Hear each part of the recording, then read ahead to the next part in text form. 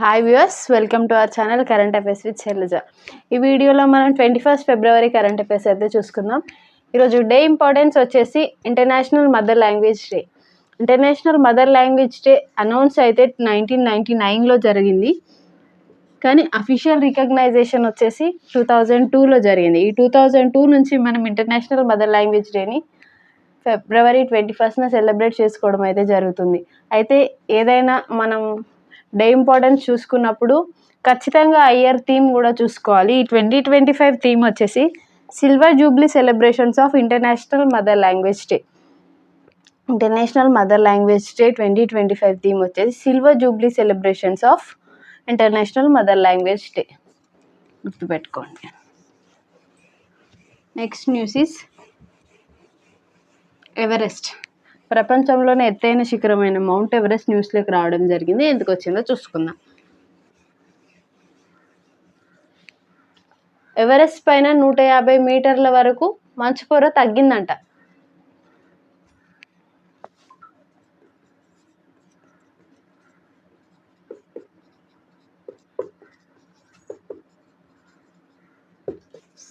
తగ్గిన మంచు పొర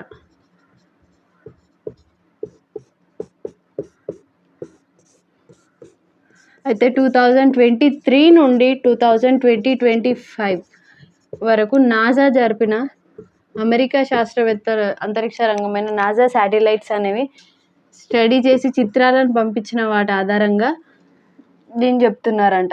150 మీటర్స్ వరకు మంచు పొర తగ్గిందని చెప్పేసి.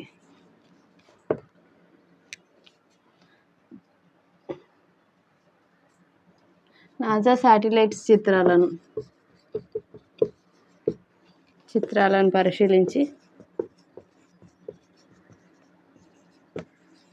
పరిశీలించి ఎవరు చెప్తున్నారంటే అమెరికాకు చెందిన శాస్త్రవేత్త. నేమ్ వచ్చేసి మౌరీ పెల్టో. తను అమెరికా శాస్త్రవేత్త.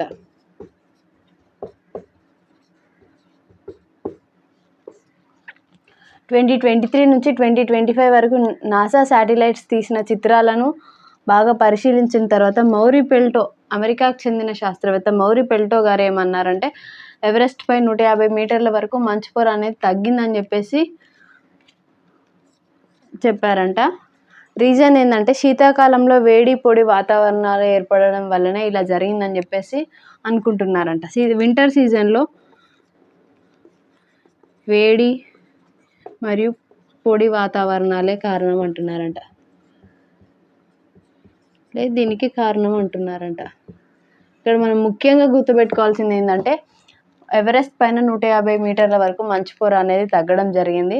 ఎవరు చెప్తున్నారంటే మౌరీ పెల్టో, అమెరికాకు చెందిన శాస్త్రవేత్త. దేన్ని స్టడీ చేశారంటే నాసా శాటిలైట్స్ పంపించిన చిత్రాలను స్టడీ చేశారంట. మౌంట్ ఎవరెస్ట్ ఎక్కడుందో మనకు తెలిసిన విషయమే. నేపాల్ టిబెట్ మధ్య ప్రాంతంలో ఉంటుంది ఈ ఎవరెస్ట్ శిఖరం అనేది. దాని సైజ్ అయితే తగ్గిందట. 150 మీటర్ల వరకు మంచు పొర అనేది కరగడం జరిగింది. అందుకే న్యూస్లోకి వచ్చింది. రీజన్ ఏంటంటే వింటర్ సీజన్లో వాతావరణ మార్పుల వల్ల ఇలా జరుగుతుందని చెప్పేసి శాస్త్రవేత్తలు విశ్లేషించారు. నెక్స్ట్ న్యూస్ ఈస్ 25 నుంచి బయో ఏషియా సదస్సు. ఫిబ్రవరి 25న బయో ఏషియా సదస్సు అయితే జరుగుతుందంట. Bio Asia summit for the year 2025 మన తెలంగాణ గవర్నమెంట్ నిర్వహిస్తుందంట. స్టేట్ గవర్నమెంట్ నిర్వహిస్తుంది. ఎక్కడ అంటే ప్లేస్ వచ్చేసి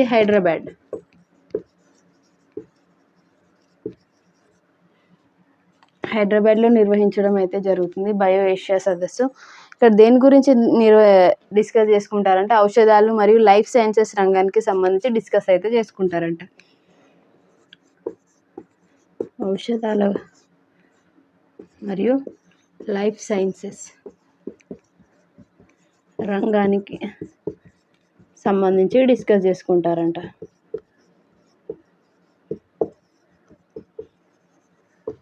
డిస్కస్ చేసుకోవడం అయితే జరుగుతుంది ఫిబ్రవరి 25 మరియు 26 ఫిబ్రవరి 25th 26th 2 days అనేది బయో ఏషియా సదస్సు అయితే జరగడం జరుగుతుంది. ఎక్కడ అంటే హైదరాబాద్లో నిర్వహిస్తున్నారు.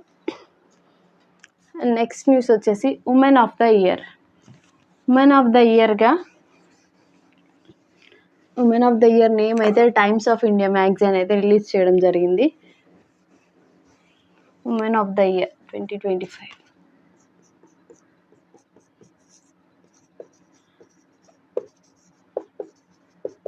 Women of the year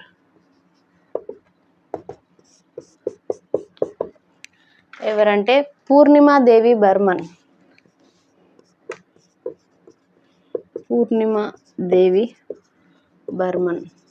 she's from అస్సాంకి చెందిన బయోలాజిస్ట్ అండ్ వైల్డ్ లైఫ్ కన్జర్వేషనిస్ట్. తను ఎవరంటే బయోలాజిస్ట్, ఇండియాకి చెందిన Indian బయోలాజిస్ట్ and wildlife conservationist. Purnima Devi Barman తన అస్సాంకి చెందిన మహిళ. ఉమెన్ ఆఫ్ ద ఇయర్ అనేది దానికి ఉమెన్ ఆఫ్ ద ఇయర్గా తనని డిక్లేర్ చేయడం జరిగింది. ఎవరు రిలీజ్ చేశారంటే టైమ్స్ మ్యాగజైన్ వాళ్ళు పూర్ణిమాదేవి బర్మన్ని ఉమెన్ ఆఫ్ ద ఇయర్గా రికగ్నైజ్ చేయడం అయితే జరిగింది. తను ఎవరంటే Indian biologist and wildlife conservationist అన్నమాట. ఈ లిస్ట్లో మనం ఏం చూసుకుంటామంటే she's the only lady in the list అంట. ఆ లిస్ట్లో ఉన్న ఏకైక లేడీ వచ్చేసి పూర్ణిమాదేవి బర్మన్ గారేనంట. ఏ రంగానికి చెందిన వాళ్ళంటే ఆ లిస్ట్లో ఉన్న వాళ్ళు ఏ రంగానికి చెందిన వాళ్ళంటే variety of fields, health, sports, వివిధ రంగానికి వాళ్ళు చేసే కృషికి కానీ అది ఏ రంగమైనా కానీ వివిధ రంగాలను ఇక్కడ కన్సిడర్ చేయడం జరుగుతుంది. లైక్ హెల్త్, స్పోర్ట్స్, ఇలా అంటే నేచర్కి సంబంధించి బయోడైవర్సిటీకి సంబంధించి కానీ అన్నీ తీసుకోవడం జరుగుతుంది. అందులో ఓన్లీ ఉమెన్ వచ్చేసి పూర్ణిమాదేవి బర్మన్ గారంట. తనకి ఉమెన్ ఆఫ్ ద ఇయర్గా తనని రికగ్నైజ్ చేయడం జరిగింది. ఎవరంటే టైమ్స్ మ్యాగజైన్ వాళ్ళు. Women of the year name వచ్చేసి పూర్ణిమాదేవి బర్మన్. తను ఎవరు అంటే Indian biologist and wildlife conservationist. గుర్తుపెట్టుకోండి. ఏ స్టేట్కి చెందిందంటే అస్సాం. అండ్ దీన్ని ఎవరు రిలీజ్ చేస్తారంటే టైమ్స్ మ్యాగజైన్ వాళ్ళు రిలీజ్ చేయడం జరుగుతుంది. నెక్స్ట్ న్యూస్, గుట్కా పాన్ని 1 year నిషేధిస్తూ ఒక స్టేట్ గవర్నమెంట్ న్యూస్లోకి రావడం జరిగింది. ఏ స్టేట్ అంటే జార్ఖండ్. గుట్కా పాన్ నిషేధం.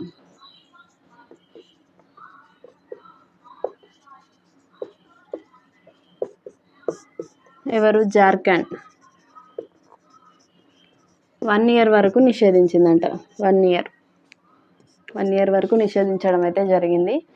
జార్ఖండ్ సీఎం వచ్చేసి హేమంత్ సోరెన్ గారు.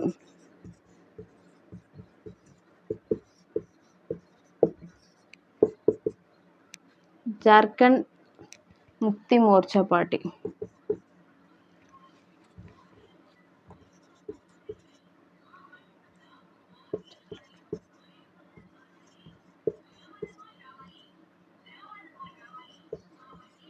తను ఏ పార్టీకి చెందినవాడు అంటే జార్ఖండ్ ముక్తి మోర్చా పార్టీకి చెందినవాడు. గుట్కా అండ్ పాన్ని 1 year వరకు నిషేధిస్తూ వీళ్ళైతే న్యూస్లోకి రావడం జరిగింది. అమ్మకం, తయారీ, నిల్వ అన్నీ నిషేధించారంట. గుట్కా పాన్ అమ్మకం, తయారీ మరియు నిల్వ.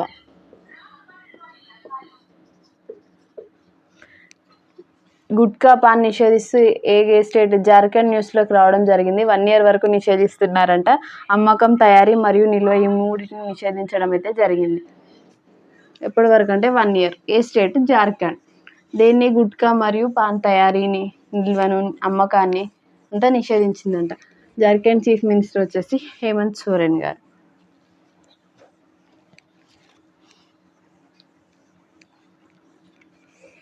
ఎల్ఐసి అయితే ఒక మరో స్టేట్మెంట్తో ముందుకు వచ్చింది. One man office.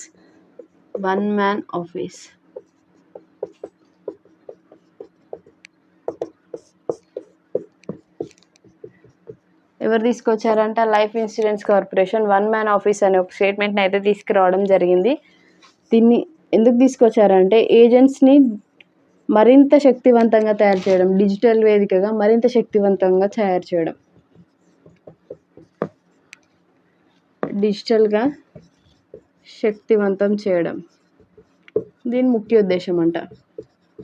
అయితే ఇప్పటి నుంచి 24/7 డిజిటల్గా అందుబాటులోకి రావడానికి ఎల్ఐసి ప్రయత్నిస్తుందంట. 24/7 డిజిటల్గా అందుబాటులోకి రానుంది.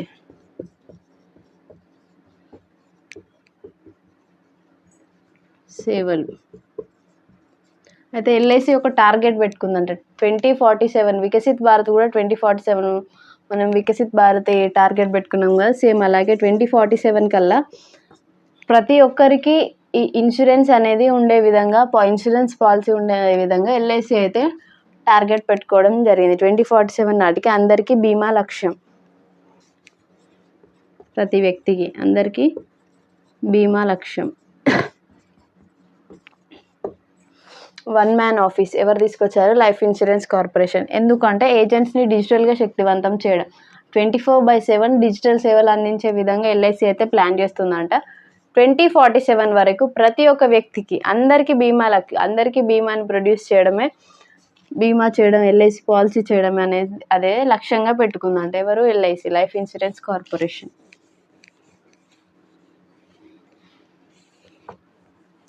వన్ మ్యాన్ ఆఫీస్ని అయితే తీసుకురావడం జరిగింది. నెక్స్ట్ న్యూస్ ఈస్ ఆది మహోత్సవ్. రీసెంట్ కరెంట్ అఫైర్స్లో కూడా మనం ఆది మహోత్సవ్ అనే ప్రోగ్రామ్ గురించి చూసుకున్నాం. అది వచ్చేసి గిరిజన ఉత్సవం, జాతీయ గిరిజన ఉత్సవం February 16th నుంచి 24th వరకు అయితే జరుగుతుందని మనం అనుకున్నాము. అది మళ్ళీ ఇప్పుడు న్యూస్లోకి ఎందుకు రావడం జరిగిందో చూసుకుందాం. ఆది మహోత్సవ్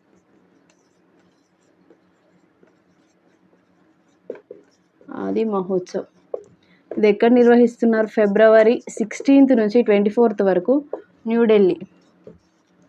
న్యూఢిల్లీలో నిర్వహించడం జరిగింది. మేజర్ ధ్యాన్ చంద్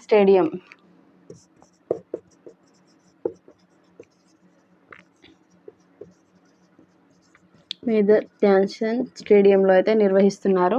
దీన్ని ఎవరు స్టార్ట్ చేశారంటే మన ప్రెసిడెంట్ ద్రౌపది ముర్ము గారు అయితే స్టార్ట్ చేయడం జరిగింది. నేషనల్ ట్రైబల్ ఫెస్టివల్ అన్నమాట ఇది, జాతీయ గిరిజన ఉత్సవం. ఇక్కడ ఎక్కువ ట్రైబల్స్ రిలేటెడ్ అనే ఎగ్జిబిట్ చేయడం జరుగుతుంది. అయితే ఇప్పుడు ఇది న్యూస్లోకి ఎందుకు రావడం జరిగిందంటే వీళ్ళు రీసెంట్గా Meesho online app, Meesho, IFCA,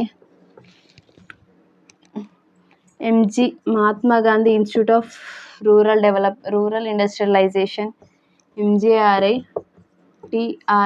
TRIFEDతో భాగస్వామ్యం కావడం జరిగిందంట. దేనికి? ఎక్కువ ట్రైబల్ రిలేటెడ్ ప్రోడక్ట్స్ అనేవి ఎక్కువ ప్రొడ్యూస్ చేయడానికి అని చెప్పేసి వీటితో ఈ కొన్ని యాప్స్ ఉన్నాయి, ఇన్స్టిట్యూషన్స్ ఉన్నాయి, వాటితో వాళ్ళు కొంచెం సంబంధాలు ఇంక్రీజ్ చేసుకోవడం అయితే జరిగిందంట. ఎందుకంటే గిరిజన ఉత్పత్తులను ప్రోత్సహించడానికి. మీషో అనేది online app and MGRI means Mahatma Gandhi institute of rural industrialisation and TRIFED అంటే ట్రైబల్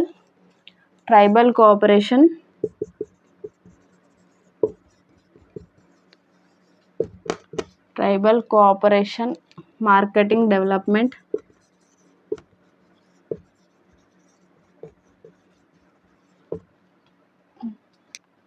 ఫెడరేషన్ ఆఫ్ ఇండియా.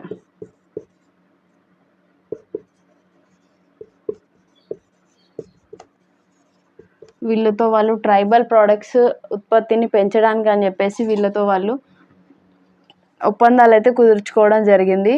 ఆది మహోత్సవ్ ప్రోగ్రాంలో భాగంగా ఈ ఆది మహోత్సవ్ ప్రోగ్రామ్ అనేది న్యూఢిల్లీలోని మేజర్ ధ్యాన్ చంద్ స్టేడియంలో అయితే స్టార్ట్ అవ్వడం జరిగింది. ఈ మంత్ 24th వరకు అయితే జరుగుతాయంట. ఈ ప్రోగ్రామ్ని ఎవరు స్టార్ట్ చేశారంటే ద్రౌపది ముర్ము గారి చేతుల మీదుగా స్టార్ట్ అవ్వడం జరిగింది.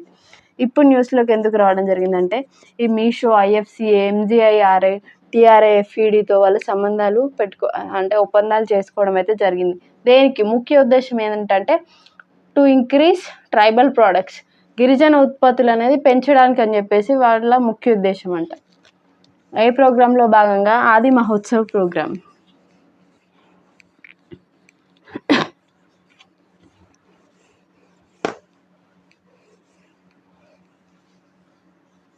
నెక్స్ట్ న్యూస్ ఇస్ కొన్ని మనము చైనీస్ యాప్లను 119 చైనీస్ యాప్స్ని నిషేధించడం జరిగింది ఇండియన్ గవర్నమెంట్ నిషేధించారంట. ఎవరు? Indian government. ఎక్కడ నుండి? ప్లే స్టోర్ నుంచి, గూగుల్ ప్లే స్టోర్ నుంచి.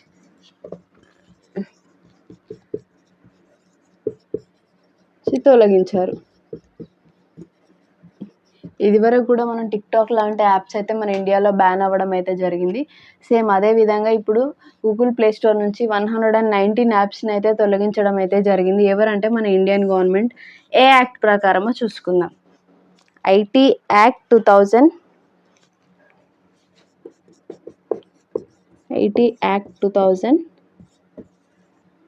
సెక్షన్ 69A ప్రకారం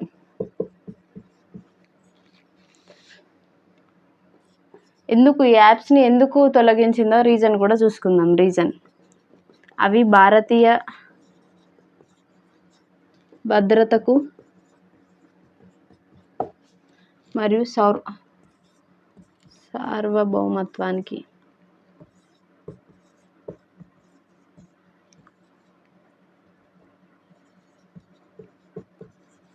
ఈ యాప్స్ వచ్చేసి భారతీయ భద్రతకు సార్వభౌమత్వానికి ముప్పు వాటించే విధంగా, దేశానికి కొంచెం మనకి ముప్పు వాటిల్లే విధంగా ఉన్నాయని చెప్పేసి 119 యాప్స్ని అయితే గూగుల్ ప్లే స్టోర్ నుంచి తొలగించడం అయితే జరిగింది. ఈ డెసిషన్ ఎవరు తీసుకున్నారంటే మన ఇండియన్ గవర్నమెంట్ తీసుకోవడం జరిగింది.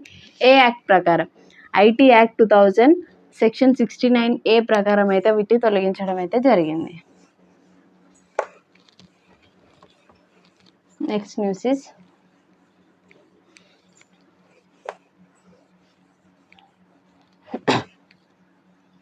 ఆల్ ఇండియా కిన్నర్ మహాసమ్మేళన్ అజ్మీర్లో నిర్వహించారు. గుజరాత్లోని అజ్మీర్లో ఫస్ట్ టైం ఒక ట్రాన్స్జెండర్కి సంబంధించి ఒక సమావేశం అయితే జరుగుతుంది. ఇప్పటి వరకు ట్రాన్స్జెండర్ రిలేటెడ్ ఏ సమావేశాలు జరగలేదు. ఇది ఫస్ట్ టైం. అంటే ఎక్కడ అంటే అజ్మీర్ ప్రాంతంలో, గుజరాత్లోని అజ్మీర్ ప్రాంతంలో అయితే జరుగుతుందంట. అక్కడ ఏం డిస్కస్ చేసుకుంటారో చూసుకుందాం. ఆల్ ఇండియా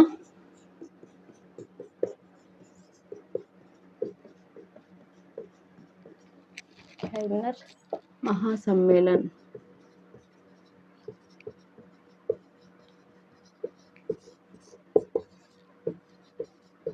అజ్మీర్లో, గుజరాత్లోని అజ్మీర్లో జరుగుతుందంట. All India Kinnaur Sammelan. ఇది ఎవరికి రిలేటెడ్ అంటే ట్రాన్స్జెండర్. ఫస్ట్ టైం ట్రాన్స్జెండర్కి సంబంధించి ఒక సమావేశం అయితే జరుగుతుందంట. ఇక్కడ ఏం డిస్కస్ చేసుకుంటారంటే ట్రాన్స్జెండర్ సమస్యల గురించి డిస్కస్ చేయడం అయితే జరుగుతుందంట. ఫస్ట్ ట్రాన్స్జెండర్ కాన్ఫరెన్స్, ట్రాన్స్జెండర్ సమస్యల గురించి ఫస్ట్ టైం ఒక కాన్ఫరెన్స్ అయితే పెట్టుకోవడం జరిగింది. ఎక్కడ అంటే అజ్మీర్, గుజరాత్లోని అజ్మీర్ ప్రాంతంలో. దేనికి? ముఖ్య ఉద్దేశం ఏంటి? వాళ్ళు ట్రాన్స్జెండర్ సమస్యలను డిస్కస్ చేసుకుంటారంట. ట్రాన్స్జెండర్ సమస్యలు అయితే డిస్కస్ చేసుకోవడం జరుగుతుంది.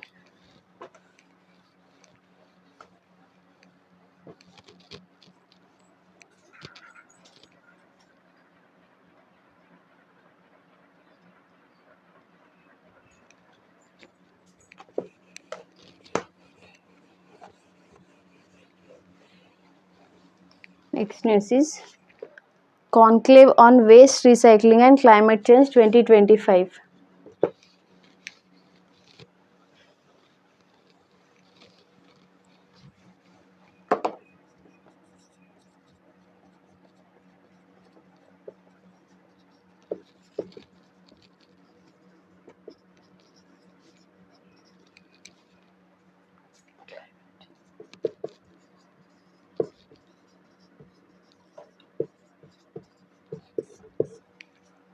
వేస్ట్ రీసైక్లింగ్ గురించి మరియు క్లైమేట్ చేంజెస్ గురించి డిస్కస్ చేసుకోవడానికి ఒక కాన్క్లేవ్ కాన్ఫరెన్స్ని అయితే పెట్టుకున్నారంట. ప్లేస్ వచ్చేసి న్యూఢిల్లీలో జరుగుతుందంట. ఎప్పుడు నిర్వహిస్తున్నారంటే ఇది ఆల్రెడీ జరిగింది. February 18th జరగడం జరిగింది. February 18th. ఎక్కడ అంటే ఇండియా హ్యాబిటేట్ సెంటర్.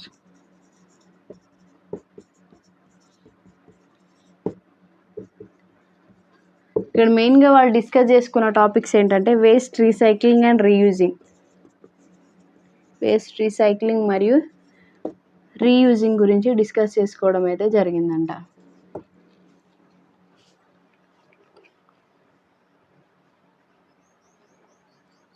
ఎవరు ఆధ్వర్యంలో దీన్ని నిర్వహించారంటే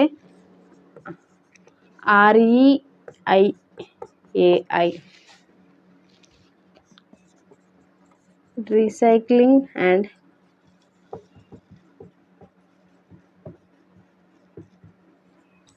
ఎన్విరాన్మెంటల్ ఇండస్ట్రీ అసోసియేషన్